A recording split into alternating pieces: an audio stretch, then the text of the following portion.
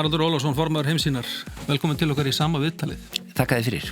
Heyrðu, það stendur til 29. ágúst að kjósa það hvort að þeir að halda áfram eða taka upp á nýju þessar viðræður aðild Íslands að Evrópusambandinu. Þið í Heimssýn, þið hafið hvatt til þess að þjóðin segi nei. Af hverju viljið þið að þjóðin geri það? Við viljum bara alls ekki ganga í þetta bandalag. Við kærum okkur ekki það að framselja stjórnvaldið úr landi til einhverja aðila sem að hafa allt aðra hagsmuni í huga þegar þið setja lög heldur en hagsmuni Íslands. Og okkur finnst að maður eigi ekki að sækja aðild að bandalagi eða félagi bara yfir höfuð nema maður vilji ganga inn. Og við erum bara einfaldlega búin að komast að því að það séu engar ósvaraðar spurningar í þessu samhengi sem að skipta neinu máli sem heiti getur. Það felst alveg gríðarlegur kostnaður í því að sækja þarna ef að þjóðin segir já í ágúst, þá fer í gang aðildarferli og það ferli mun taka býsna langan tíma, líklega nokkur ár og á meðan að það ferli í gangi að þá bara eru nokkur stór hluti af stjórnkerfi landsins upptekin í þessu og það kostar auðvitað svakalega mikið. Þetta mun setja stopp á alls konar hluti eins og fríverslunarsamninga og alls konar samninga við erlend ríki því að þeir mun auðvitað allir falla niður ef við göngum þarna inn og svo stendur þetta stopp á framkvæmdir ef við á framkvæmdir í vissum atvinnugreinum, kannski björa fleiri atvinnugreinum en maður heldur, að minnstakosti landbúnaði og sjávarútvegi, það fyrir allt í stopp þar og það kostar auðvitað heil mikið. Ef við kryfjum þetta aðeins því að þeir sem eru stuðningsmenn og þá til að með utanríkisráðherra sem auðvitað svo sem að kannski leggur þetta fram. Hún hefur sagt, getur tekið miklu styttri tíma en fólk heldur, það ekki svona mikið undir, það verið að gera of mikið úr kostnaði og þessari aðlögun sem þarf að fara í gang strax. Eru þið algjörlega á því að þetta sé bara ekki rétt? Algjörlega, það er alveg glórulaust að sækja þarna nema maður vilji í raun og veru fara þarna inn og sko reglur Evrópusambandsins liggja fyrir, það ekki verið að semja neitt sem skiptir máli hvað varðar frávik frá þeim og að því leyti sem það liggi ekki fyrir þá er það náttúrulega alveg augljóst að við semjum ekki reglur sem að muni vera settar eftir 10 ár eða 5 ár. En vitum við í raun og veru hvað hægt að semja því að maður hlustar á það sem að stækkunarstjóri Evrópusambandsins hefur sagt og sumir sem að eru sérfræðingar á þessu sviði segja að það sé mögulegt að semja alls konar hluti. Vitum við það fyrr en við bara förum þarna inn og látum reyna á hvað í boði? Já, við létum reyna á fyrir nokkrum árum síðan og það kom í ljós að það var ekki hægt að semja nokkur skapaðan hlut sem að skipti máli. Það hefur ekkert breyst. Við viljum auðvitað ekki senda ríkisstjórnina með mjög óljóst umboð út í einhverjar svona samninga viðræður bara fullveldi Íslands og svo kemur hún heim með samning eftir 2-3 ár eða eitthvað svoleiðis og þá er sjálfsagt einhverjar greinar í þeim samningi sem eru svona bera loðið orðalag, það viðbúið sem hægt að túlka í ýmsar áttir og þá fer í gang eitthvað kerfi sem að miðar að því að samfara Íslendinga allt sem nú í öll þeirra réttindi séu nú í gaddaslegin en það bara þannig hjá Evrópusambandinu að það ekkert í gaddaslegið hvað svona hluti varðar. Við sáum það til dæmis í þessu kísilmáli þar sem Evrópusambandi nefndi bara ekkert að standa við EES-samningin og setti viðskiptahömlur á kísilmálum bara eins og ekkert væri og við sáum það líka í sambandi við Írland. Írland gerði samning kvóta þegar svipað leyti og Írland gekk inn í Evrópusambandið og sá samningu var nú aldeilis pottþéttur, hann var algjörlega í gaddaslegin en svo bara riðguðu þeir gaddar og Evrópusambandið ákvæðið góðan viðurdag að taka þann samning og henda honum í ruslið. En að því þú nefnir þetta með kísilmálminn, því að við höfum auðvitað og mjög oft vísveit til þess að EES-samningurinn veit okkur stóran hluta því sem við myndum fá með Evrópusambandsaðild. Sumir segja að við fáum alla kostina en skiljum gallan eftir fyrir utan EES-samningin. En sýnir þetta kísilmál dæmi ekki einmitt það að það kannski aðeins að molna undan þessum EES-samningi, hann kannski ekki eins tryggur og við heldum að það væri? Sko, þetta skísilmál dæmi sýnir fyrst og fremst að menn að taka öllum svona samningum með fyrirvara. Það er nú bara það og ef að Ísland væri þarna innanborðs hjá Evrópusambandinu þá væri miklu erfiðar að hreyfa sig ef Evrópusambandið myndi ákveða eitthvað sem okkur væri óhagstætt. Og það auðvitað þannig að í svona stóru bandalagi að þá verða alltaf einhver lög sem að yrðu Íslendingum mjög óhagstæð. Jafnvel þótt að kannski stór meirihluti allra þeirra laga sem að Evrópusambandið býr til væri bara þokkalegur að þá kemur auðvitað að því að það verði einhver lög mjög slæm og hvað ætlum við að gera þá? Já, það góð spurning og þetta eiginlega leiður okkur að þessar umræðu fullveldi því að þú og því heimsín hafi mikið talað það að ein vega með stjórnrökin gegn því að ganga í Evrópusambandið séu þau að þar með myndi Ísland tapa fullveldi. Getur þú bara á einfaldan hátt útskipt fyrir okkur nákvæmlega hvað felst í fullveldi? Já, það sem að mínum mati skiptir mestu máli er lagasetningarvaldið og svo þarna dómsvald og framkvæmdavald einhverju leyti undir líka en það er bara skynsamlegt að þjóðir setji sér lög sjálfar. Og nú þjóðir sem mjög líkar eins og þjóðirnar á meginlandi Evrópu, það gengur kannski fyrir þær að saminast einn aðila sem að setur lögin, við setur þau lög sem gilda allstaðar. Ísland er bara mjög mörgu leyti frábrugðið þessum löndum sem á meginlandi Evrópu. Atvinnulífið allt öðruvísi. Þýskaland og Frakkland eru háþróaðir iðnaðarþjóðir. Við byggjum okkar til dæmis útflutninga mjög litlu leyti á iðnaði. Við erum að nýta náttúruauðlindir. Þetta dálítið mikið öðruvísi og við byggjum í raun og veru okkar tilveru hér á nýtingu á náttúrunni, hvort sem það að sýna hana eða veiða fisk eða framleiða orku. Og Ísland það er mjög fámennt ríki og lítil þjóð og það alls konar lög og reglur sem að henta betur í því samhengi heldur en fyrir svona risastórt samfélag eins og Evrópusambandið er. Svo líka menningarmunur. Ég hef þótt að menn svona horfist ekkit alltaf í augu við það. Við erum líka því leyti að við hlustum á Beethoven og Mozart og eins og menn gera þarna sér í Evrópu en svo þegar kemur að hlutum eins og örtungunni, Ísland örtunga og það geta alveg komið upp þær aðstæður að við vildum beita okkur með einhverjum hætti með löggjöf í sambandi við það og svo líka hermálin. Ísland hefur aldrei tekið þátt með beinum hætti í styrjöld í þessi 1100 ár sem við höfum verið hér og á meginlandi Evrópu mjög sterk hernaðar menning og rætur hennar eru mjög djúpar í samfélaginu þar. Samanber það að í flestum samfélagum þykir eðlilegt að hafa herskyldu. Það þykir það mjög fáum á Íslandi. Það svo annað mál hvort að menn hafa herskyldu ekki en þetta þykir þessum þjóðum eðlilegt og þeim finnst alveg eðlilegt að reka stóran her og hugsa mjög margt út frá því og þannig er þetta samfélag. Að þessu leyti öllu íslenskt samfélag ólíkt samfélagunum á meginlandi Evrópu. Það sem þið hafið sagt varðandi herskyldu, því að þetta vantilega umræðunum en evrópska her sem að sumi vilja meina að einhver tíman í framtíðinni gæti mögulega orðið að veruleika. Þetta ekki bara hræðsluorður? Ég meina, eru einhverja líkur á því, raunverulegar, að herlaus þjóð þið skyldu til þess að senda fólk í eitthvað evrópskan her? Þetta ekki hljómar þetta ekki eins og dálítið svona eitthvað fjarlægt vandamál sem er óþarfa að ræða? Það getur vel verið að svona hlutir séu fjarlægir og það verður að segjast eins og að Evrópusambandið sem náttúrulega í sífelldri þróun í áttasambandsríki að hlutinni gerist hægt þar á bæ en það nú vísbendingar að hlutir á þessu sviði fara að gerast hraðar heldur en það hafi gert. Bæði eru Bretar farnir út og svo svona komnar upp nýjar aðstæður í sambandi við alþjóðamálin, Úkraínu og fleira.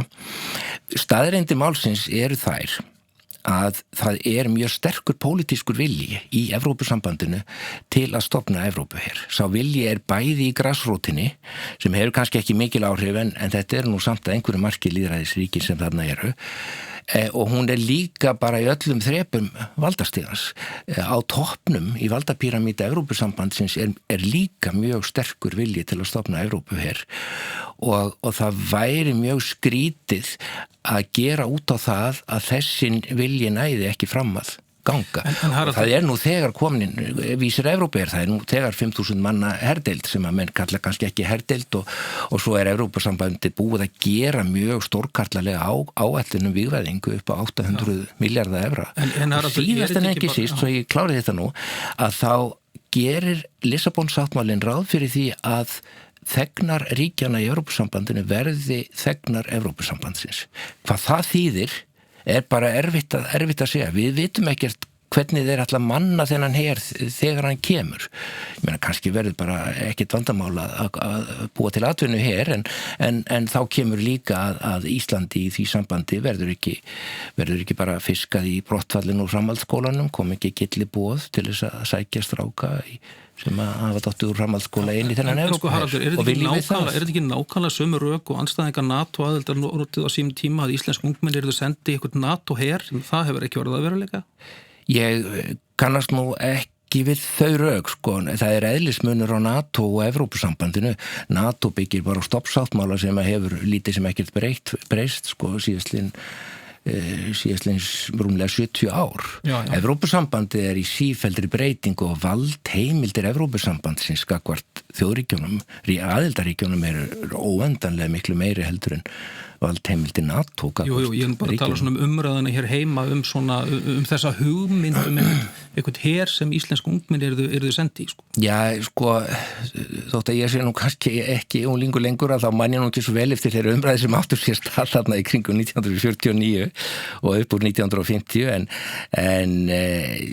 það kann vel að vera að menn hafi óttast eitthvað slikt á þeim tíma en nú aðstæður allt aðrar og ég ekkert að segja það að það verði sko banka á dyrnar hjá fólki til þess að sækja unga menn í þennan Evrópuher. Ég veit ekkert hvernig þeir ætla að manna þennan her í framtíðinni. Ef hann verður. Það mjög líklegt að hann verði. Það svo sterkur pólitískur vilji til þess. Sáum til. Langar að tala eins sko það sem þið hafið talað eins lýðræðisalla Evrópusambandsins. Sko lýðræðishallinn hann ekki bara jafn mikill eða jafnvel meiri ef við erum bara innan EES-samningsins en göngum ekki alla leið inn í Evrópusambandið?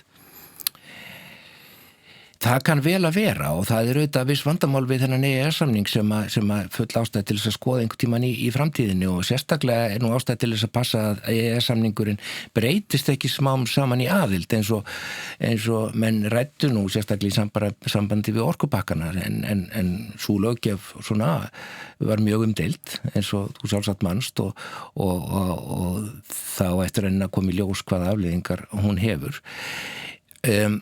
Það auðvitað rétt að það lýðræðisall í Evrópusambandinu og okkur finnst skrítið hér að þingið skuli ekki geta lagt fram lagafrumvörp. Það svona dálítið svona sovjetlegar fréttir að heyra það. En það myndi ekkert bæta okkar stöðu þannig þó að Evrópusambandi væri alveg ægilega lýðræðislegt vegna þess að við höfum hvort sem engin völd. Ísland svo lítil þjóð að hún hefði engin völd. Ísland hefði haft mikil völd sko fyrir 40 árum síðan þegar þá var neitunarvald bara ríkjandi og svo hefur það smám saman gufað upp. En við myndum hafa samskonar vald eins og Malta, Luxemburg, Írlandi þetta stærri en við en svona þessar smáu þjóðir innan Evrópusambandsins sem þar hefur verið mikill stuðningur í þeim ríkjum við það að vera aðilar að Evrópusambandinu verandi smáþjóðir. Af hverju heldur að þær virðist vera svona hlintar Evrópusambandsaðild meðan þið notið þau rök að Ísland sem smáþjóð myndi ekki hafa neina áhrif? Flest þessi ríki sem þarna eru nefnt fyrir utan kannski Írland eru þiggjendur. Þau þiggja peninga og sum hver mjög mikla peninga frá Luxemburg? Nei, ekki Luxemburg. Luxemburg bara allt öðruvísi samfélag. Þetta samfélag sem þarna mitt á milli stórveldana og þar aðstæður bara mjög svipaðar því sem að eru í löndunum í kring og það svona Luxemburg virðist bara græða á þessu sko og geta plumað sér einhvern veginn. Svo það líka þannig að þessar spurningar sem eru lagðar fyrir íbúa Evrópusambandsins og þeir spurði hvort það sé ekki bara alveg ánægðir eru svolítið þess eðlis að það er erfitt að svara þeim neitandi. Þess vegna fær maður yfirleitt svona 60-70% sko segja að Evrópusambandi hafi gert eitthvað gott fyrir þeirra ríki og skára færi það nú ef eitthvað gott hefði ekki komið út úr þessu fyrir þessi ríki. Það er maður færa fyrir því rök að Evrópusambandi hafi verið býsna gott fyrir Suður og Austur Evrópu sérstaklega, bæði pólitískt og líka peningalega. En sko þessi sko andstaða heimsýnar, hún við Evrópusambandið sem stofnun eða bara hugmyndina einhvers konar yfir þjóðlega stjórn? Nei, hugmyndin andstæðan náttúrulega bara svo að við viljum halda í lýðræði á Íslandi. Við viljum gjarnan geta kosið okkur stjórnendur og það bara kosið á burt eftir 4 ári, við erum ekki ánægð með þá og þetta er auðvitað gríðarlega mikilvægt. Það er það sem aðrar þjóðir gera í Evrópusambandinu, þeir kjósa sína stjórnendur og kjósa það burt. Já, þær hafa mjög takmörku tækifæri til þess. Ég meina þessar 170.000 síður af reglum Evrópusambandsins ganga framar því sem að ríkisstjórn þingum með einstakra ríkjadettur í huga semja. Þannig að þær hafa ekkit óskaplega mikið völd og þau völd fara reyndar alltaf minkandi. Það er nú svona þróunin í þessu. Svo sérstaða Íslands töluverð hvað snertir kostnaðin því að þetta er svo ofsalega dýrt fyrir Ísland að fara þarna inn. Ég meina það bara, Íslendingar bara komnir í bullandi aukavinnu til þess að borga bæði félagsgjöldin og allar þær kröfur sem borga fyrir þær kröfur sem að Evrópusambandi gerir til þess að stjórnsýslan stækki og svo myndir vörur frá utan Evrópusambandsins hækki verði og það reyndar eitt punktur sko að utanríkisverslun algjörlega lífsnauðsynleg fyrir Íslendinga og við megum bara ekki afhenda völdin yfir utanríkisverslunni til einhverja annar aðila. Bara sagan hefur sýnt að það sé bara mjög slæm hugmynd. Við sjáum það núna að þessi Evrópusambandi í svona hálfgerðu tollastríði við bæði Asíu og við bæði Kína og Bandaríkin og við viljum auðvitað ekkert klemmast þar inni. Við viljum geta samið okkar viðskipti við allan heiminn bara frjálst án þess að spurja einhver embættismenn í Brussel leyfi sem ekki fæst. Já, sko aðeins kostnaðin. Af því að nú hefur maður séð útreikninga í alls konar áttir og fólk vilja geta reikna sig niður að þeirri niðurstöðu sem það bara vill fá eftir því hvað einhvern veginn það tekur inn í reiknistæmið og hvernig þau vega þetta og meta. Ég meina, hvað leggir þið til grundvallar þegar þau eru að segja að það verði gríðarlega mikil kostnaður fyrir Íslendinga ganga í Evrópusambandið? Hvað það að taka með? Er það að reikna með mögulega lægri vexti eða hvernig svona reiknið þetta? Nei, þessi vaxtatala nú kapitil út af fyrir sig. Það fyrst og fremst tilfærsla á peningum frá fyrirtækjum til lífeyrissjóðana sem eru í eign almennings í landinu en það alveg hægt að lækka þá vandræðalaust og það ef við vildum lækka vexti eða stjórnvöld vildi gera það þá myndum við bara gera það og það verður ekki tekin upp öðru seldur en að hafa haft lága vextum langa hríð. Kostnaðurinn fyrst og fremst félagsgjöldin.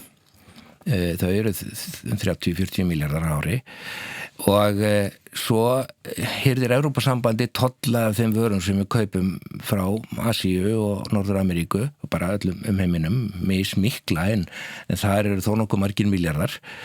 Á sumar vörur 20-30% tollar, sumar vörur tollfrjálsar en við vitum ekkert hvað Evrópusambandi gerir í þeim efnum á morgun það getur bara tollað okkur gjörsamlega frá öllum mörkuðum annars staðar en í Evrópu. Nú svo gerir Evrópusambandið beinlínis kröfu það að stjórnkerfi Íslands verði styrkt til þess að geta mætt kröfum Evrópusambandsins. Og ég hjó eftir því að það var talað það fulltrúi Seðlabankans talaði það á kynningafundunum í Hörpu daginn þar sem að gjaldeyrisskýrslan var að Seðlabankin myndi þurfa að manna 62 nefndir ef hann gengi í Ísland gengi í Evrópusambandið.